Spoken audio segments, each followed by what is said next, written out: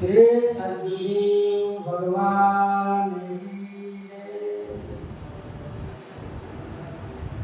भक्ति भक्ति भगवंत गुरु चतुर्नाम बख्शे इनके पद बंदन किए नाचे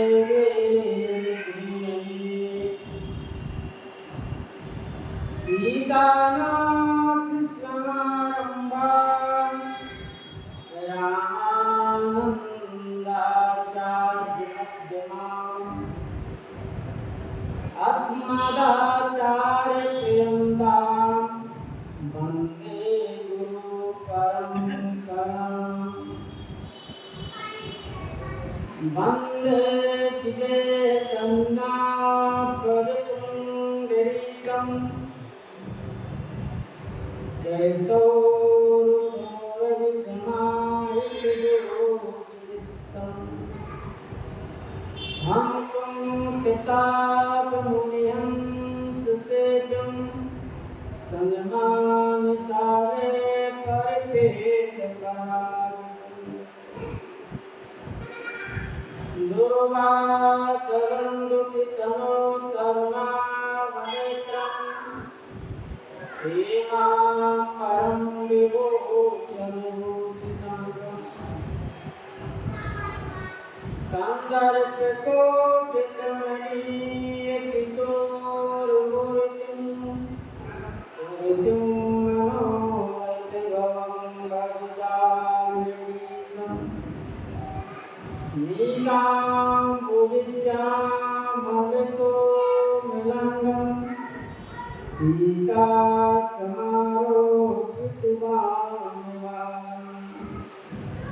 मानो महासायिकचारुचारुं नमामि रामं रघुवंशनाथम् अतुलितबलधामं वेणुसेवावदेयं दण्डवन्दितं सकलगुणनिधानं वारणामीशं रघुपतिप्रियभक्तं वाक्यजातं नमामि। श्रीगुरुचरण सरोज रज निज मन मुकुर सुधारि शरणो रघुवर विमल जस जो दायक परिचार। सियावर रामचंद्र की जय। श्री राम जय राम जय जय राम। श्री राम जय जय राम। श्री राम जय जय राम। श्री राम जय जय राम। श्री राम जय जय राम। श्री राम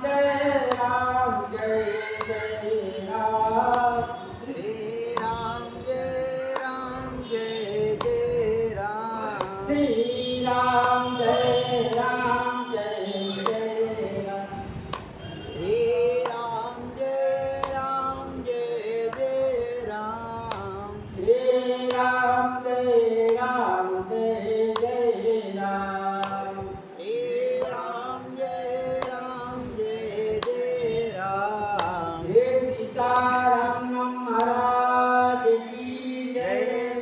श्री हनुमान जी महाराज की जय। श्री सतगुरु भगवान की जय। जय जय सीताराम। तो प्रसंग में श्री गोस्वामी जी महाराज वर्णन की कि सुंदर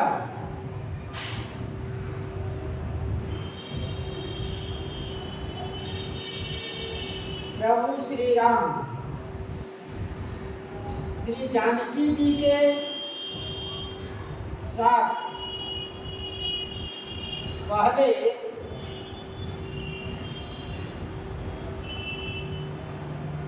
पानी ग्रहण किए,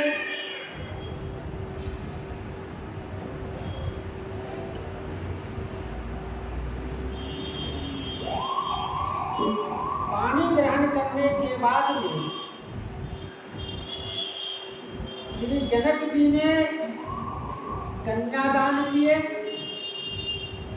कन्यादान करने के बाद में फिर देवताओं ने फूलों की वर्षा किए, आनंद हुआ। उसके बाद भांवर पड़ने लगा। भांवर के बाद में श्री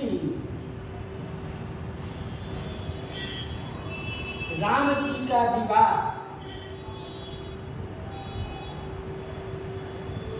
यह अनुपम विवाह देखते हुए देवताओं को बड़ी लालसा हुई, सब बड़े मग्न हो गए। उसके बाद में श्री भावनी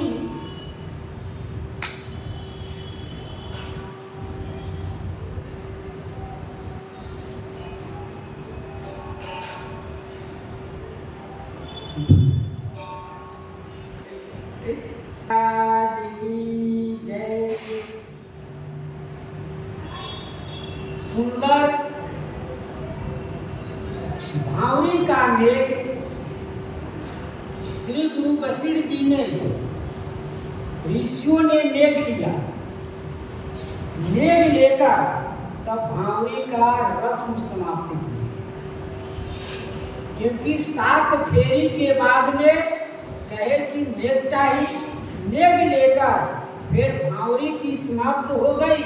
तब श्री जानकी जी के मांग में सिंदूर दिया गया। सिंदूर में 2 मत हैं। एक पाठ में शशि भूषि लोभ अमिक, ये पाठ है। लेकिन गीता प्रेस में शशि भूष आई लोभ अमिक 2 पाठ। तब शशि भूषि लोभ अमिक माने चंद्रमा अमृत के लोभ से उनको भूषित कर रहा है।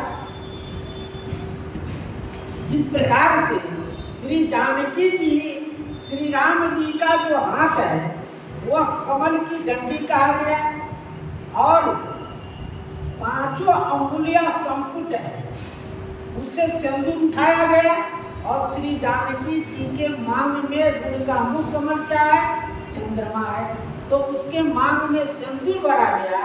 यह लाल कमल के समान कहा गया, इसलिए अरुण पराग जलद भरी नीचे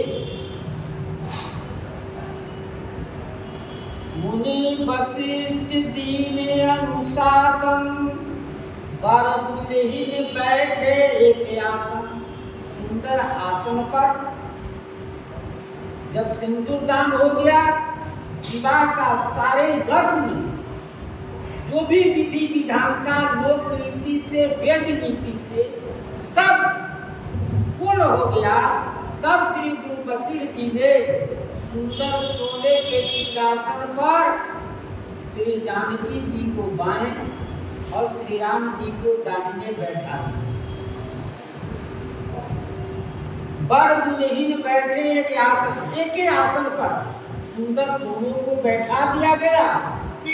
बैठा परासन राम जानकी, मुदित मन दशरथ गए। श्री दशरथ जी ने इस सुंदर सिंहासन पर बैठे हुए देखकर अत्यंत प्रसन्न हुए, बड़े प्रसन्न मन से हुए। तब तन पुलक पुनि पुनि देखे अपने, सुकृत फल नहीं। अब पुलकित पुनि पुनि देख अपने, बार बार उनका शरीर पुलकित हो रहा है, पुलकमान हो रहा है। और श्री दशरथ जी महाराज सोच रहे हैं, क्या सोच रहे हैं? अपने सुकृत अपने पूर्ण में क्या हुआ, नया फल लग गया। सूर तब फल नए, सुंदर नया फल लग गया। जो हमने नहीं सोचा था वह फल आज अपने फलीभूत। श्री राम जी का विवाह श्री जानकी जी के साथ बैठे हुए देखकर महाराज से दशरथ जी जान गए कि हमारे पूर्ण में यह नया फल लग गया है। भरि भुवन रहा विवाह राम, भरि भुवन रहा ऊंचा राम विवाह, भास ही कहा के भांति बरन निषाद रसना, यह एक मंगल महा। भरि भुवन रहा ऊंचा, 14 भुवन में श्री राम जी का विवाह ऊंचा 14 भुवन में फैला हुआ। तीनों लोकों में फैला हुआ है कि श्री राम जी का विवाह हो गया। इस प्रकार से यही भांति वर्ण निषाद,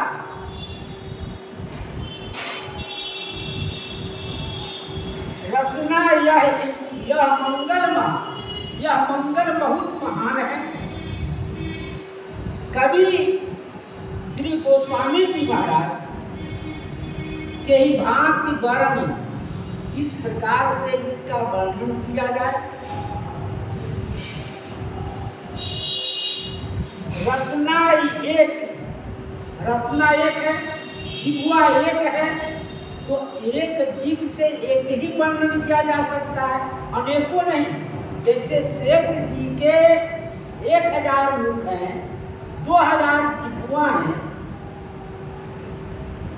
तो वो वर्णन करने में सक्षम नहीं है। तो हम एक मुख और एक जिह्वा वाले कैसे वर्णन कर सकते हैं।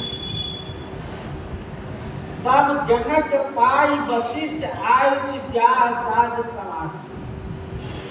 तब श्री वशिष्ठ जी और श्री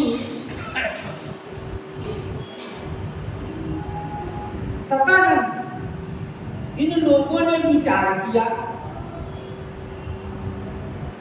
कि श्री जनक जी 2 भाई हैं, दोनों भाई के 2 लड़की हैं, और महाराज श्री चक्रवर्ती जी के 4 पुत्र हैं। तो क्यों नहीं इसी जगह इनका विवाह कर दिया जाए। तो वही श्री गोस्वामी जी कहते, तब जनक पाई वशिष्ठ आए। श्री गुरु वशिष्ठ जी की आज्ञा हुआ कि उन कुंवरी को भी दुल्हन बनाकर मंडप पर लाया जाए। ब्याह साध समान ब्याह की रस्म पूरा करके उनको सवार करके यहाँ लाया जाए।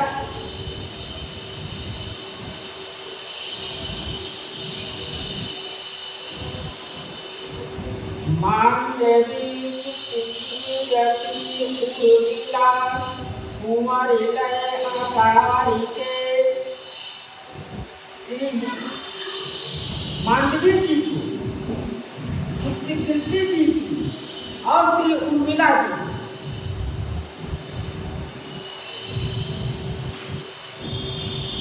कुंवर लय हंकारी,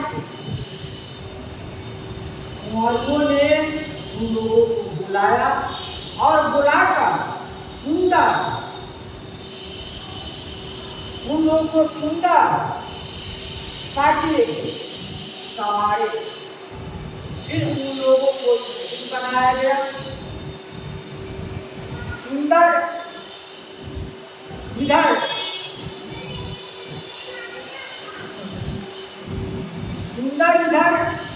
तीनों भाई फिर जनवासे गए।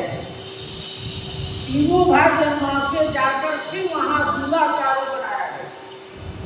फिर उन्हें बनवासी में जाकर तीनों भाई को दुल्हन बनाया गया, दूल्हा बनाया गया और ये तीनों कुंवरी को घर ले जाकर सुंदर दुल्हन के सजावट किया।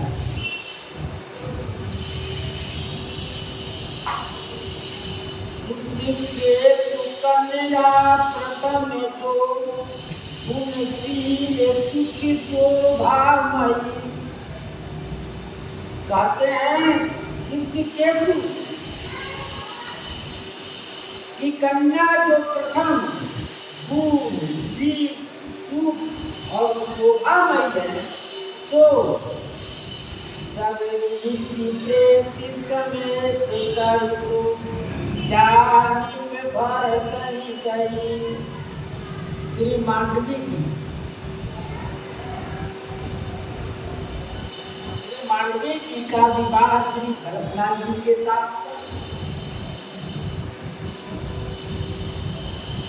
जानकी नभुभगनि सकल सुंदरी शिरोमणि जानके सो तनय दीने व्यालकन सकल तुझ सन्मानिके। श्री लखनलाल जी का विवाह श्री उर्मिला जी के साथ में।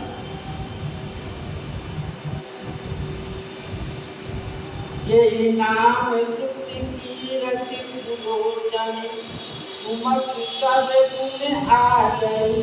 जिनका नाम सुक्ति कीर्ति जी है वो सुलोचनी सुंदर नेत्र वाली है, सुंदर मुख वाली है, सब गुण के आ गई स्थान। संसार के जितने गुण हैं सब गुण उसमें विद्यमान है। तो सो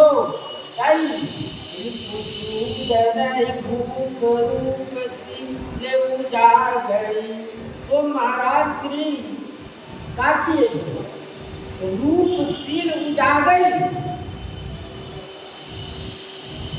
सो दैव सुध नहीं। श्री सुदन जी के साथ सुंदर जी के साथ उनका विवाह अनुरूप दुल्हन परस्पर लगी सखी लिए हर सही। अनुरूप वर दुल्हन परस्पर लगी सखी लिए हर सही। अनुरूप वर जैसा दूल्हा है उसी के अनुसार परस्पर लखी लख कर ये में हर्षित है सब कुछ। ये हर्षित हृदय से प्रसन्न हो, संकुचित होते हुए भी हृदय से प्रसन्न है। श्री राम जी श्याम वर्ण के कहते हैं अनुरूप वर्ण जैसा दूल्हा है उसी अनुसार उनकी दुल्हन भी है। अनुरूप श्री राम की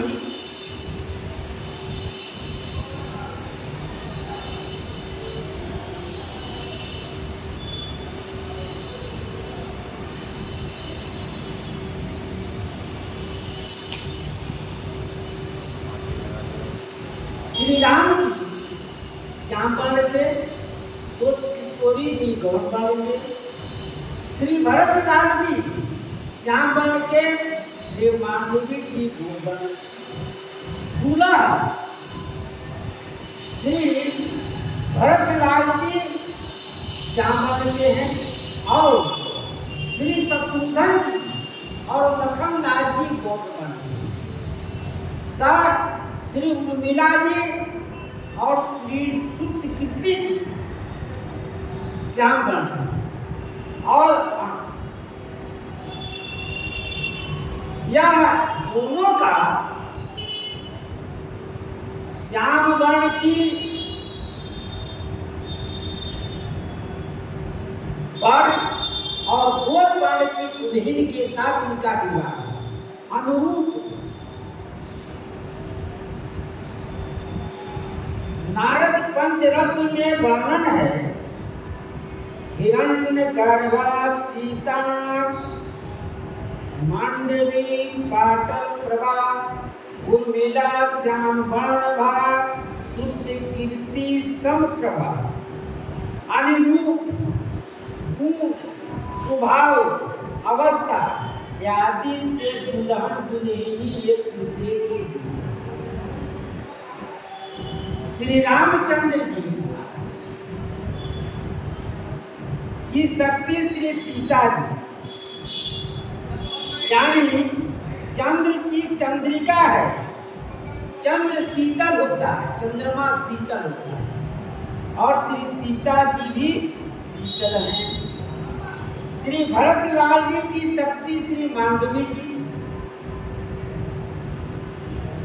जो विश्व भरण पोषण कर जोई, ताकर नाम भरत अस होई। तो विश्व भरण पोषण से शोभा होते हैं, विश्व के भरण पोषण से शोभा होती है।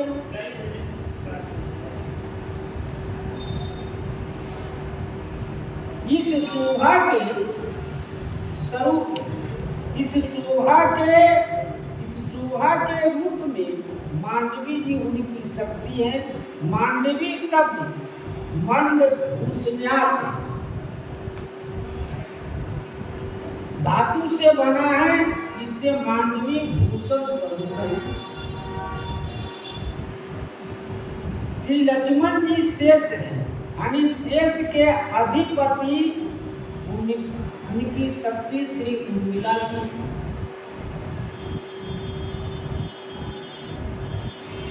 उर्म माने लहर होता है, वो ला धातु से, ला आदने धातु से बना है। इस प्रकार उर्मिला जो लहर को दहन करे, यानी जाके जिसका नाम है उर्मिला, तो यह श्री लहर को श्री शेष जी, जो शेष जी हैं, ये लहर को ग्रहण करते हैं, इसलिए इनकी शक्ति क्या है? श्री उर्मिला जी। जाके सुमिरन तेज नासा, नाम शत्रुधन वेद प्रकाशा। शत्रु को मारने वाले, शत्रु के मारने से क्या कीर्ति फैलती, जस की प्राप्ति होती है। कीर्ति की, इस व्यक्ति ने ऐसा जस फैलाया तो इनकी कीर्ति कानों में आती है, अर्थात कीर्ति कान से सुनाई जाती है, जस किसी के कान से सुनी जाती है। अतः शुद्ध कीर्ति ही इनकी शत्रुघ्न जी की शक्ति है। इसलिए कहा गया कि वर अनुरूप वर मिले, जैसा वर है जिस अवस्था के, जिस रंग के, उसी उनके अनुरूप उनकी दुल्हन है। सब मुदित सुंदरता सराय, सुमन सूर्य गण बरसई। सब मुदित, सब प्रसन्न है। सुंदरता सराई, सुमन मन गण बरसई। इस सुंदरता को सराहते हुए देवताओं ने फूलों की वर्षा की। ये अनुरूप वर, जैसा वर है उस प्रकार से दुल्हन है, इस प्रकार से सराहते हुए देवता फूलों की वर्षा कर रहे हैं। सुंदर सुंदर वरन सह, सब एक मंडप राजई। जनु जीव चारु अवस्था, विभुन सहित विराजई। सुंदर, सुंदर माने वर और दुल्हन। सुंदरी सुंदर है, दुल्हन भी सुंदर है, और वर भी सुंदर है। सब एक मंडप पर विराजमान है। चारों, पहले श्री राम जी विराजमान थे, अब चारों दुल्हा दुल्हन एक ही मंडप पर विराजमान। क्योंकि जिस विधि से श्री राम जी का विवाह हुआ उसी विधि से अन्य भाइयों का विवाह हुआ। क्योंकि जन्म के समय सूर्य भगवान 1 महीने रोके रह गए, 1 महीना इधर से उधर नहीं गए, अयोध्या छोड़कर जाना नहीं चाहते हैं, तो रात्रि हो कैसे? आज रात्रि इतनी बड़ी हो गई कि चारों भाई का विवाह एक ही मंडप है।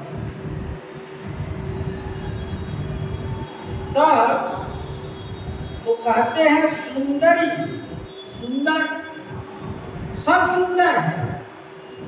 जब ब्याह हो गया चारों भाई का एक ही मंडप पर, तो चारों दुल्हा दुल्हन अपने अपने दुल्हन के साथ सुंदर सोने के सिंहासन पर विराजमान है। वो स्वामी जी कहते हैं जमुजीव पूर्ण चारों अवस्था, जीव के हृदय में चारों अवस्था उनके स्वामी के साथ विराजमान। ऐसा होता नहीं है, ऐसा होता नहीं है कि जीव के चारों अवस्था, कौन अवस्था?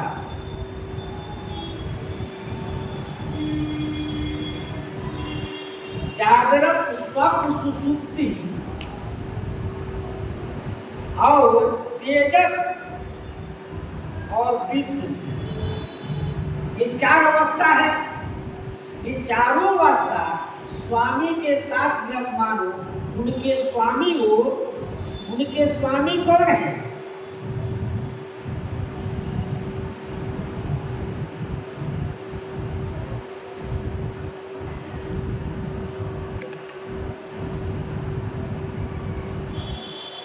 तेजस,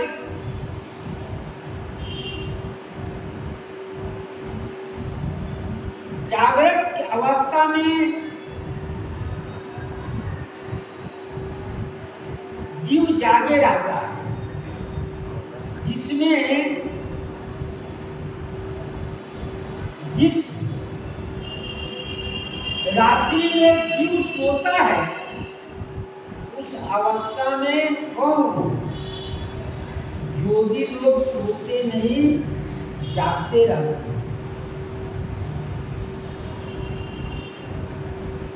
स्वप्न अवस्था होता हुआ है जो कुछ जागा रहता है, कुछ सोया हुआ रहता है। और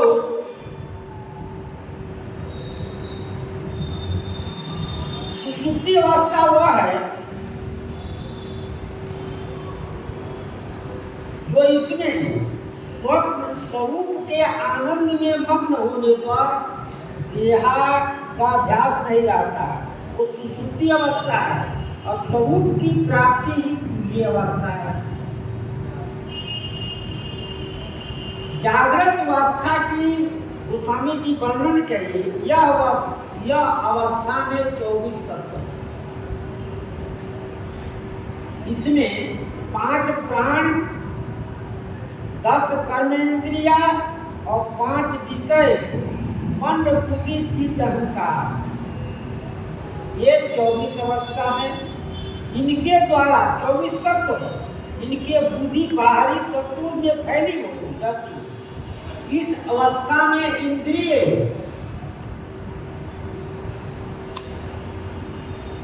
ज्ञान इंद्रिया, इस अवस्था में इंद्रिय द्वारा सब प्रकार के विषयों से उस अवस्था का ज्ञान होता रहता है। जैसे कान, कहा गया ना, 5 प्राण, 10 कर्म नहीं है, कुछ कर्म करते हैं। और 5 विषय, नाक, कान, हाथ, पांव, त्वचा, जिह्वा, नाक, ये 10 इंद्रियां हैं। लिंग, गुदा, ये 10 इंद्रियां हैं। ये सब अपना अपना कर्म करते हैं। तो कहते हैं जागृत अवस्था में ज्ञानेंद्रियां और उसके विषयों में उस अवस्था का ज्ञान होता है। जैसे कान जो है, कान से शब्द और नेत्र से रूप और नाक से गंध और जिह्वा से रस और त्वचा से स्पर्श का ज्ञान होता है। इनके कर्म हो गए। तो ये 5 विषय है। कर्म कौन? रूप, रस, शब्द, गंध, स्पर्श, ये 5 विषय है। क्योंकि नाक का विषय क्या है? गंध लेना। नेत्र का विषय क्या है? देखना। और त्वचा का विषय क्या है? स्पर्श। कुछ वस्तु इस पर रहेगा तो स्पर्श होगा। हवा का स्पर्श हुआ, कोई भी वस्तु गिरेगा तो इस त्वचा का स्पर्श होगा। इसलिए और कान का क्या है विषय? शब्द सुनना। जीवा का विषय है रस लेना। कुछ भी आप वस्तु खाते हैं तो सबसे पहले जीभ का स्वाद आता है, तो इसका रस लेना काम है।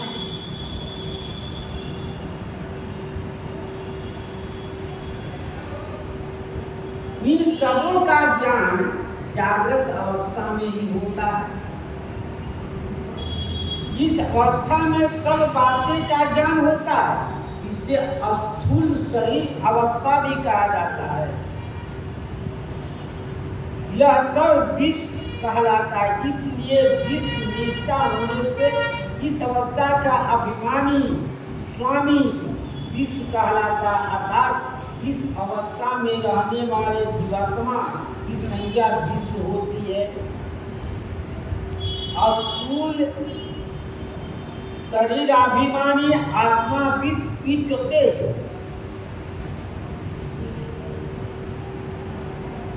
और रहा स्वप्न अवस्था।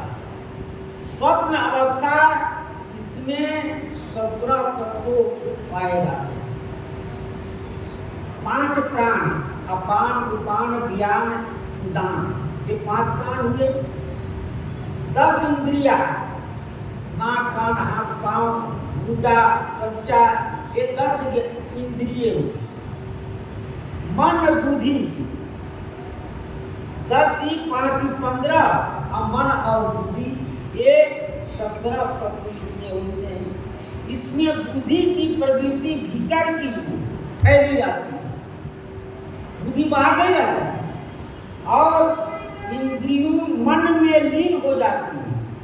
तब जागृत अवस्था में जो देखा सुना जाता है, उसे देखने सुनने से जो वासना और संस्कार उत्पन्न हुआ, उसमें प्रलय प्रतीति होते विषय रहित जो आभास होती है वही स्वप्न होता है। यानी कहने का मतलब यह है कि जो हम जागृत अवस्था में देखें और सुने, वही सब स्वप्न होते हैं। क्योंकि मन और बुद्धि जो है बाहर नहीं रहता। मन और बुद्धि जब अंदर आता है कि लोग स्वप्न कब देखता है? जब कुछ आधा सोया रहता है, कुछ जागृत रहता है, तब स्वप्न की स्थिति होती है। तो इसमें संतुलन तो पाए जाते हैं। और यह सूक्ष्म शरीर होता है। यह सूक्ष्म शरीर अभिमानी जीवात्मा तेजस ज्ञान होता है। इस स्वप्न अवस्था के स्वामी तेजस है। तीसरा है सुषुप्ति अवस्था। यह अवस्था समाधि या मूर्छित किसी हो जाती है।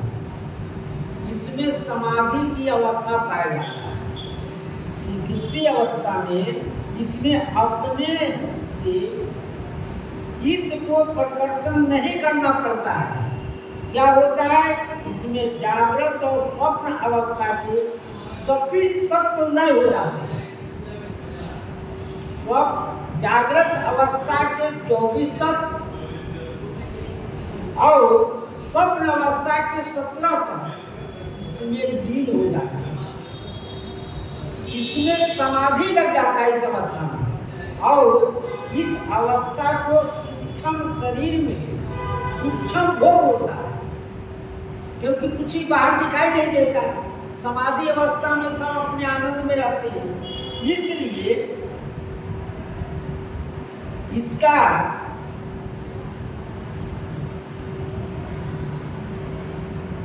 बुद्धि कारण रूप में प्रतिष्ठित रहती है।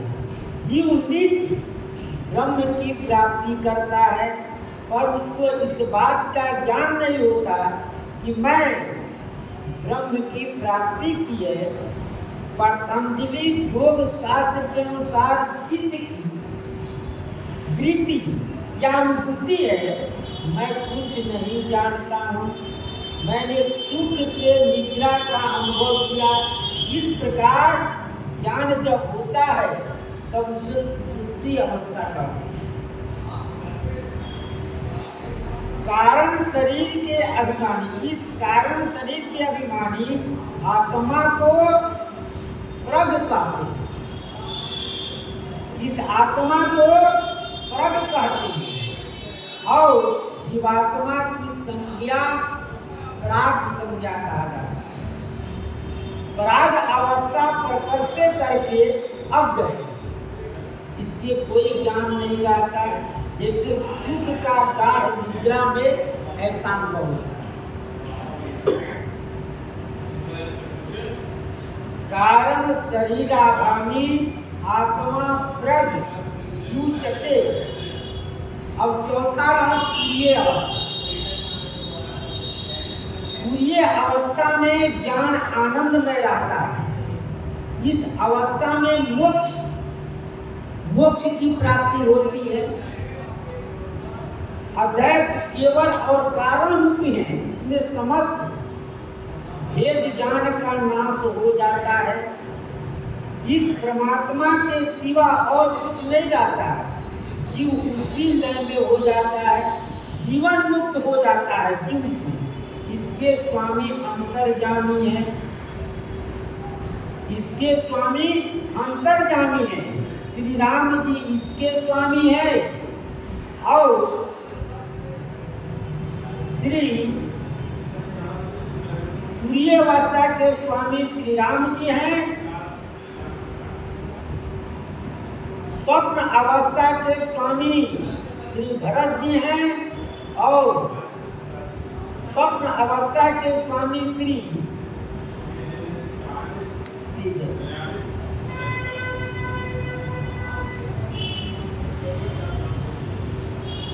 श्री शत्रुघ्न जी हैं और सुषुप्ति अवस्था के श्री लक्ष्मण जी है। इस प्रकार से चारों भाई अवस्था के सहित विराजमान है। मोदी के अवधपति सकल सुत बधुन समेत निहार। जनु पाए महिपाल मणि प्रियन सहित बलचार। मुदित अवधपति सकल सुत, श्री महाराज दशरथ जी के सहित चारों पुत्र समेत निहार के बड़े प्रसन्न हैं। देखे महाराज चक्रवर्ती जी चारों पुत्र बने तो बड़े प्रसन्न। इतने प्रसन्न हुए तो कहते जनु पाए महिपाल मणि। महिपाल मणि राजाओं के मणि कहते हैं। क्रियन सहित चारों फल की प्राप्ति हुई। अर्थ धर्म काम मोक्ष चारों फल मिल गया। क्रिया क्या है? सेवा, श्रद्धा, तपस्या और भक्ति। भक्ति स्वरूप श्री राम जी हैं भक्ति स्वरूपा श्री जानकी जी हैं, उनके स्वामी श्री राम जी हैं। फल क्या हुआ? तपस्या रूप श्री भरतलाल जी और श्रद्धा रूप श्री शत्रुघ्न जी और सेवा स्वरूप श्री लखन लाल जी। तपस्या रूप श्री लखन लाल जी, सेवा स्वरूप श्री भरत लाल जी। इस प्रकार से जन पाए महिपाल मणि क्रियन सहित बलचा अर्थ धर्म काम मोक्ष की प्राप्ति। यहाँ चारों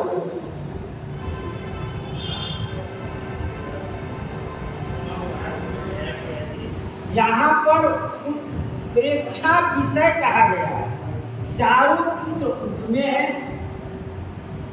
चारों फल उपमान है, क्योंकि श्रद्धा, क्योंकि सेवा पुत्र फल, पुत्र फल दोनों लिंग है और चारों पुत्र वधु में जो है ये चारों क्रियाएं उपमान है, ये स्त्रीलिंग शब्द है। चारों फल अर्थ धर्म काम मोक्ष है। सेवा श्रद्धा तपस्या भक्ति सेवा स्वरूप श्री शत्रुघ्न जी हैं। शत्रु के नाश से धन बढ़ता है, शत्रु के नाश से धन बढ़ता है और श्रद्धा रूप से धर्म वर्धमान। क्रिया रूप मांडवी जी हैं। धर्म से सत्य सौच तप और दान की पूर्ति। धर्म श्री भरतलाल जी हैं, इसमें वे सब हैं। काम से लोक सुख की पूर्णता होती है, लोक सुख की पूर्णता प्राप्ति होती है। काम स्वरूप श्री लखन लाल जी हैं, इनकी क्रिया श्री उर्मिला जी हैं। जीव को बंधन से छुटकारे से मोक्ष प्राप्ति होता है, ये श्री राम जी है। इनकी क्रिया श्री सीता जी। चातुर सो मिले धर्म श्रद्धा जान काम मित्र को मिले मोक्ष भक्ति के पावे। मोक्ष की प्राप्ति हुई। चातुर से मिले धर्म, धर्म की प्राप्ति हुई और श्रद्धा जान सुश्रद्धा जान काम मित्र से मिले और मोक्ष भक्ति दे पावे।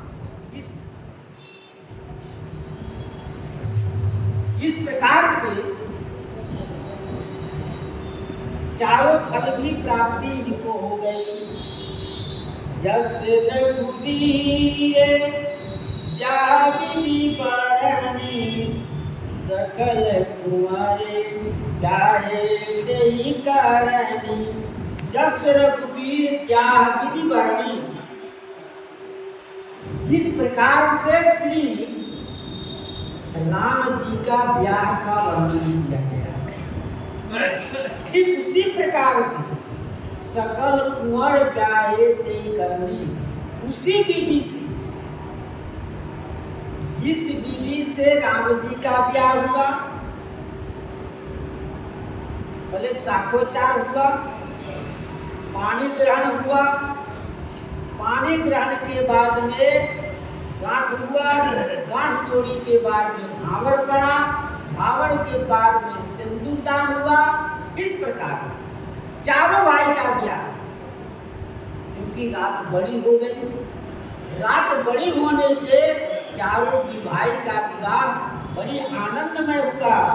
कहीं न जाई कटु दाई जे भूली, रहा कनक मणि मंडप पूरी। कहीं न जाई कछु दाई जे भूली। दहेज की अधिकता कहाँ नहीं जा सकती। वो जो मंडप था, विवाह मंडप, वो सोना मणियों से भरा पूरा है। इतना रहे, इतना सामान लाकर श्री जनक जी रख दिए कि जहां विवाह मंडप बना था वो सब भर गया सोने से और मणियों से। कंबल बसन विचित्र पटोरे, भांति भांति बहुमूल न तोरे। कंबल, क्योंकि अगहन का महीना है, अगहन के महीने में ठंडी अपने आप आ जाती है, तो इसलिए कंबल की जरूरत है। वस्त्र, ऊनी वस्त्र, रेशमी वस्त्र विचित्र, इतने विचित्र है कि वर्णन नहीं किया जा सकता। भांति भांति बहुमूल न थोरे, अनेक प्रकार की, उसका कोई मोल धोखा नहीं।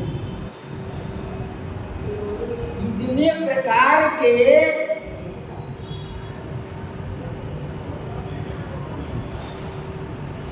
वस्त्र है, रेशमी, ऊनी,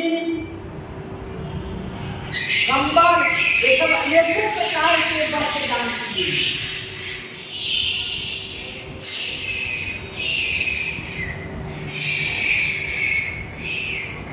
इसका मूल का दाम कुछ नहीं, लेकिन बहुत प्रकार के मूल न थोड़े, थोड़ा मूल है, अधिक मूल है।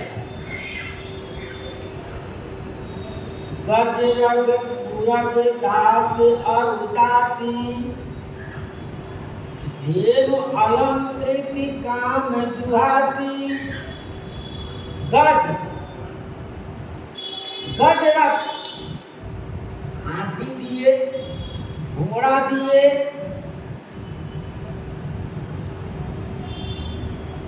गज और तुरंग के बीच में रहते हैं, तो घोड़े का रथ दिए, हाथी के रथ दिए, दास, माने घोड़ा को कौन सेवा करेगा, आदमी जाएगा तभी न करेगा, तो उसके लिए दास और दासी। धेनु, धेनु माने गाय, अलंकृत, गाय को सुंदर ढंग से सजा करके उनके सींग और खून को सोने से मिलवाए, उनका बिछावन ओढ़ने का, बिछाने का, और क्या, काम दुहासी से काम धेनु सहित, ये न कि दूध वाली गाय, बछड़े सहित गाय को, इसलिए काम दुहासी कहा गया। दूध देने वाली गाय दान किया गया। वस्तु अनेक करिए कि मिलेखा, कहीं न जाई जान जिन देखा। वस्तु अनेक करिए कि मिलेखा, स्वामी जी कहते हैं उनकी लेखनी, लेखा कैसे किया जाए, गिनती कैसे किया जाए। कहीं न जाए जाने ही जिन देखा, जिसने देखा है वही जान सकता है कि कितना वस्तु दहेज में दिया गया। जो देखा उस समय वही कर सकता है, उनकी गिनती नहीं है। लोकपाल अवलोक सिहाई, लीन अवधपति सब सुख माने। उस वस्तु को देखकर लोकपाल श्री इंद्र भगवान और लोक सियाई देखकर प्रसन्न भी होते हैं और ईर्षा भी करते हैं। क्यों कि हमको इस प्रकार की हमारे पास संपत्ति नहीं है। दीन अवधपति सब सुख माने। श्री जनक जी की दी हुई वस्तु को श्री दशरथ जी महाराज सब ले लिए, सुख पूर्वक लिए। उसमें किसी प्रकार की कोई शंका नहीं कि ये वस्तु नहीं दिए, ये क्यों दे दिए, इस कोई नहीं, जो दिया सब सही। दीन जात को जे जय भावा, उबरा सो जनवा से आवा। दीन जात जांच करी जो भावा। अब इतनी वस्तु रखे कहाँ वो मंडप पर, तो जो जो मांगा उनको वस्तु दे दिया। मणि, कंबल, पात्र, हाथी, घोड़े, गाय, जो मांगा आपने इसको चाहिए तो ले जाइए, सब वस्तु दान कर दी। और उबरा सो जनवा से यहाँ, जो थोड़ा बच गया तो जनवासे पर उसको तब कारी जोरी जनक मृदुबानी, बोले सब बात सन्मानी। तब श्री जनक जी ने हाथ जोड़कर कोमल वाणी से बोले सब बात सम्मानी, सब रानियों के सम्मान करने लगे और बोलने लगे, ये सम्मान सकल